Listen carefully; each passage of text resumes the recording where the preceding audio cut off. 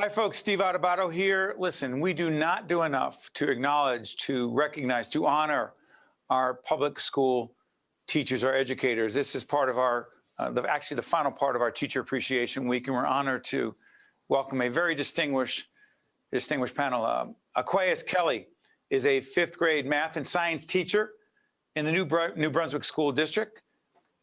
Dr. Christine Ruth is a 7th and 8th grade special education teacher in Atlantic City, New Jersey, and co-founder of the Atlantic City Collaborative for Educational Equity. And finally, Kayla Khaled is a high school Spanish teacher in Union County. I want to thank all of you for joining us on Teacher Appreciation Week.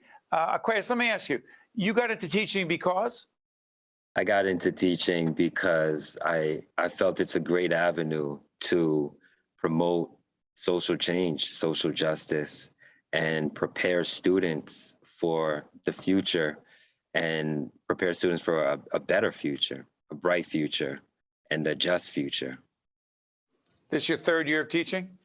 This is my 5th year. 5th, I apologize. Is this what you thought it would be? I learned how to fall in love with the challenge, Steve. And what I mean by that is my first 2 years were very challenging, very difficult. And then COVID hit.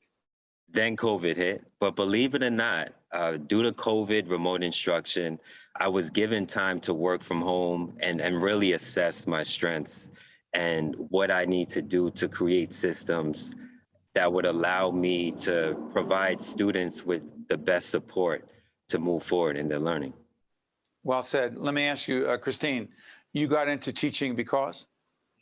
I've always been a born teacher. So even as a little kid, teaching my younger sisters. So it's something I always wanted to do.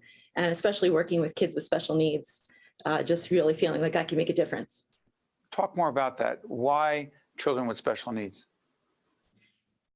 Well, part of it is my own personality, that I just love coming to the classroom every day and knowing that I can't expect anything to be the same as it was the day before.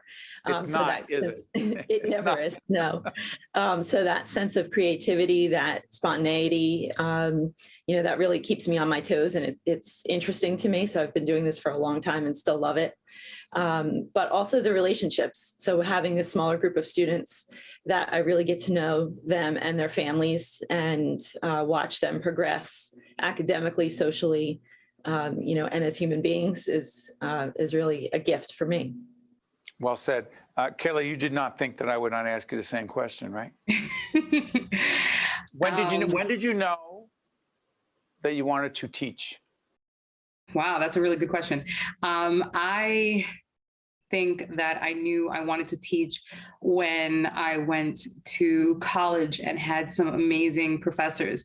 And it opened up the idea that education can be so much more than what I was introduced to from K through 12. And being part of that was the goal. Let me ask you this, though. I'm going to stay with you on this, Kayla. COVID, again, we're taping going into May 2022. This is, again, part of our Teacher Appreciation Week. To what extent has COVID, the reality of COVID, the challenges, the difficulties around COVID, impacted your view of teaching and of education overall? I think COVID definitely changed how things were done, but it's all about evolution, right? And as an educator, you just learn how to change and what needs to be done, and you do what needs to be done. You are in this privileged space where you have students in front of you and they're there for what you're ready to give them. So yes, it is challenging. Yes, it is difficult, but education and teaching always is. Always. And Aquaus, along these same lines, you've offered, quote, or you told our producer, Georgette, that you offer flexible timelines for students completing assignments. Why do you do that, and how does it work? Well, I feel it's important for us as educators to prioritize proficiency over pacing. That's one of the tensions within education is, okay, we have to teach students this, but within this time, right? And I feel that it can work throughout the school year, meaning we have 4 marking periods. So although an assignment should be due at this date, it doesn't mean that students shouldn't have time to revise it and improve upon it.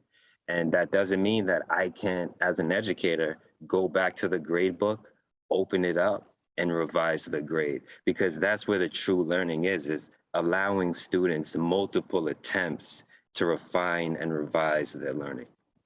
That's so interesting. Yeah, Dr. Ruth, let me ask you, and we're talking to your colleagues about adapting, pivoting, adjusting, and you could talk about that in the abstract, but then the reality of COVID makes it such a requirement. Let me ask you, to what degree do you believe teaching and education overall has significantly changed forever because of COVID, or am I overstating it? I wish you were in some ways. I think in some ways we've held to a lot of the traditional things that maybe we could let go. You know, speaking to what Aquaus mentioned, that kind of flexibility and meeting kids where they are instead of, having inflexible rules for how things should be at school. I think that should be forever changed. You know, that the children are our focus and their needs are the focus rather than, what the adults want. Along those same lines, to what degree do you believe, Christine, students, and again, this is not across the board and I don't want to be cavalier about this, but students have been traumatized. Teachers have been traumatized. Other people in other professions, but we're talking about kids right now, students. In what ways do you believe, Dr. Ruth, that students, not across the board, but many of them, and more so in certain communities, disproportionately Black and brown, more challenged economically, to what degree and in what ways are they traumatized? Have they been traumatized? Well, we were learning a lot about trauma before COVID hit. And then once COVID got here, I think we continue to talk about the trauma that kids have endured from COVID itself. First of all, many of my students have lost, know someone that died from COVID or lost someone in their family. But then on top of that, we've been kind of ignoring this collective trauma of COVID and just moving forward, that state testing is happening and, the curriculum is moving forward, and yet kids are struggling. I think there's the trauma of not being with their friends for 2 years, of not socializing, of not practicing things academically, of not knowing what was going to happen next. So even for us as adults, that unknown was traumatizing to all of us. And I think we'd rather feel as if, oh, things are normal, let's just get back to normal. But we have to process it first. Along those lines, Kayla, I want to follow up on something Christine said. We tape a whole range of shows during the day, and we built this home studio, and we're fortunate to be able to do that. Not everyone is able to do what we're doing right now, but our daughter, who happens to be in the 6th grade in public schools here in Montclair, just happened to be home, and before she's running out to a softball game that she's playing. And I went down and I saw her, and I said, and I started talking to Olivia, tell me what you were doing in school today. She goes, Dad, I have to run. I've got a softball game. I got to change. And I realized that she's moving very quickly. And then I try to talk to her at the end of the day about what's going on as she's doing her homework. And it's great. And it's great seeing her engaged and involved and active. And trust me, there's a question here. What could and should we as parents be doing? Advice from educators to help our kids without getting them to relive every part of their day and micromanaging. Please, on that, Kayla. Having those conversations with your children, making sure that they know that you're open and available, just giving them the opportunity to highlight what they want to highlight and maybe open up and have those conversations when they feel like having those conversations. Just being there for them, allowing them to use you almost like a sounding board or to just be present, that makes such a big difference. And that it may not feel like enough as a parent, because I know, but as a parent. As a parent, it definitely doesn't feel like enough. I feel like I want to do more. I see what's going on and I want to jump in, but they're doing so much better than I feel like I would have done in that scenario. And They just need us to be there for them. And that makes a big difference. Well said. Aquaus, same question. Advice for us from a teacher's, from an educator's perspective is so valuable for all parents watching right now, please. I mean, from an educator's perspective, access to what our children, our students are learning is more available than we may think, right? Meaning, as a public school educator, all of our curriculum and learning standards, that's what we call them, are available online at the New Jersey Department of Education website.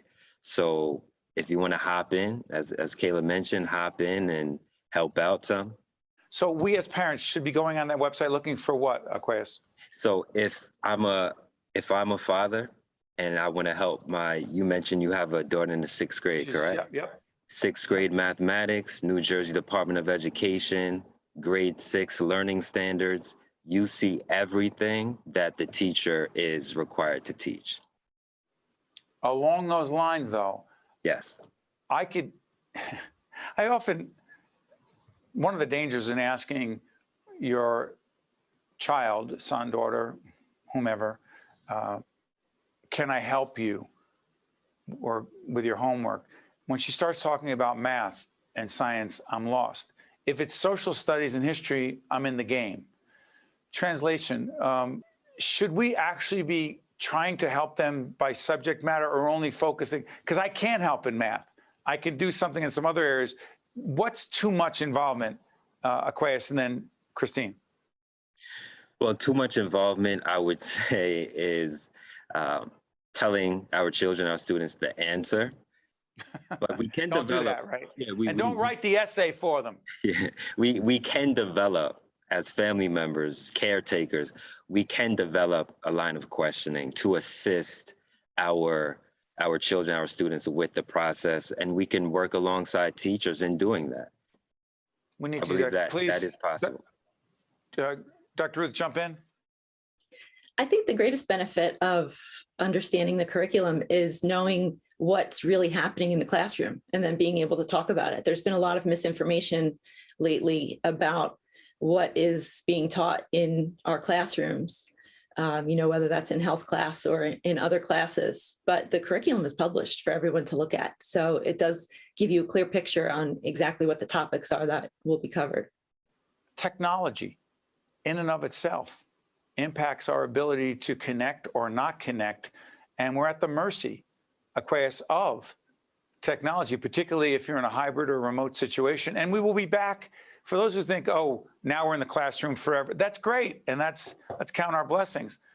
But as someone who's taught on the higher ed level and teaches seminars on leadership, some are remote, some are in person with people remote, and you're at the mercy of technology. Aquaus, talk to us about that and how you have dealt with that. So being at the mercy of technology, as you mentioned, Steve, it's a reality that we just live with, that we have to learn to live with, regardless of any industry. Luckily, there are ways and means to get the devices that we need, whether it's through grants or through partnerships. And we have to find a way to stay connected, because when we're not, we do lose traction.